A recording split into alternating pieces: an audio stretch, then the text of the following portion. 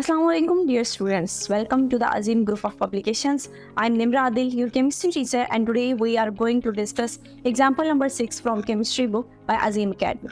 Chapter number 3 की example number 6 में सबसे पहले हम उसके statement को देख लेते हैं.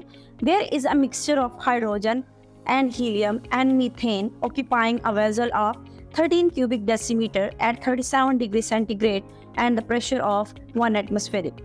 The masses of the hydrogen and helium are 0.8 gram and 0.12 gram respectively. यानी आपके पास हाइड्रोजन और हीलियम के मैसेस गिवन है और आपने कैलकुलेट करना है पार्शियल प्रेशर को टॉर्क के अंदर.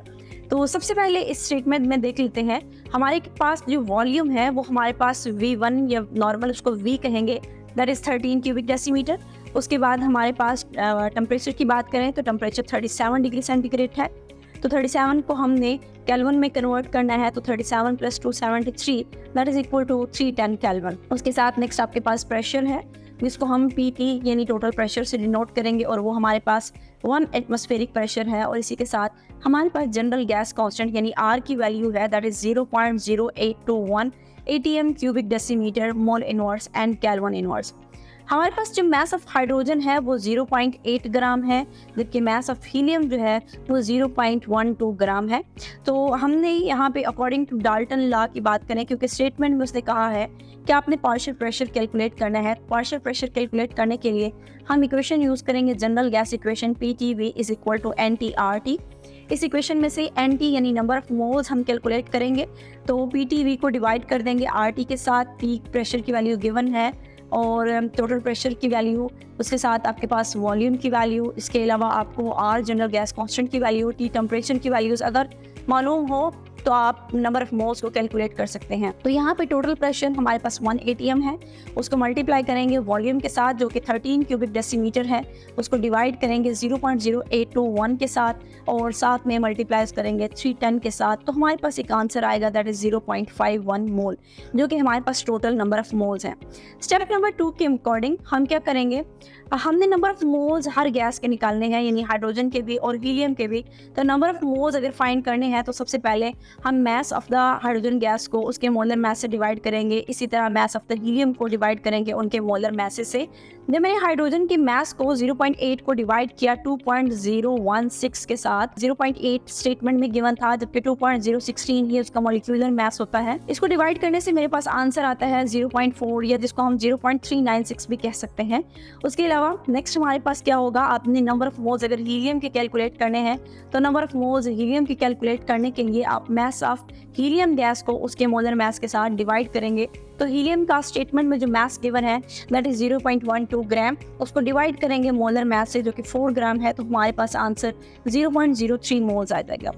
उसके बाद अगर अपने टोटल मोल्स कैलकुलेट करने हैं तो टोटल मोल्स हमारे पास क्या होंगे, hydrogen plus helium plus methane, तीनों गैसेस के मोल्स को अगर मैं ऐड कर दूं तो मेरे पास टोटल मोल्स निकल सकते हैं. अब मैंने स्टेटमेंट में 2 चीज़ों के तो मोल्स निकाल लिए हैं और तीसरी चीज़ यानी मीथेन के मोल्स निकालना चाहती हूँ. तो NT भी गिवन है, मोल्स ऑफ हाइड्रोजन भी गिवन है, मोल्स ऑफ हीलियम गिवन है, लेकिन मोल्स ऑफ मीथेन गिवन नहीं है. तो टोटल में से हाइड्रोजन और हीलियम को मैं माइनस करूँगी तो मीथेन के मोल्स कैलकुलेट होकर आ जाएंगे. तो हमारे पास 0.51 में से 0.396 जिसको हम 4 मोल्स भी कह सकते हैं, इसमें आप सबसे पहले क्या करेंगे 0.4 जो कि 0.396 भी कहलाता है, इसमें आप 0.03 को ऐड करेंगे. ये ऐड करने के बाद यानी हाइड्रोजन और हीलियम के मोल्स को ऐड करने के बाद आप टोटल में से माइनस करेंगे तो आपके पास मोल्स ऑफ मीथेन आएंगे और मोल्स ऑफ मीथेन है 0.084 मोल्स. उसके बाद स्टेप नंबर 3 में आपने मोल फ्रैक्शंस कैलकुलेट करनी है. तो मोल फ्रैक्शन के लिए फार्मूला हम लोगों ने पढ़ा हुआ है कि आप सॉल्यूट के मोल्स डिवाइडेड बाय सॉल्वेंट के मोल्स और साथ में आप PT से बेसिकली उसको मल्टीप्लाई करते हैं.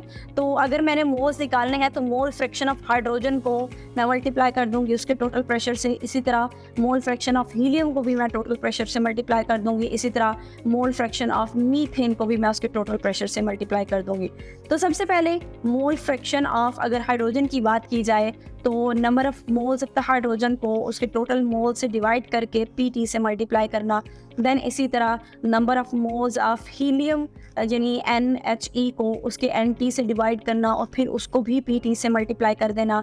इसी तरह आप नंबर ऑफ मोल्स मीथेन के कैलकुलेट करेंगे, उसके लिए भी आप क्या करेंगे, number of moles of methane यानी NCH4 को NT से डिवाइड करके फ़ौरन साथ ही आप उसको PT से मल्टीप्लाई कर देंगे। तो हमारे पास आंसर आएगा 0.776 आएंगे। ये हमारे पास पार्शियल प्रेशर निकलेगा हाइड्रोजन का, यानी पार्शियल प्रेशर निकालने के लिए फार्मूला है P hydrogen is equal to mole fraction आपको पता हो, मल्टीप्लाई आपने करना है टोटल प्रेशर से।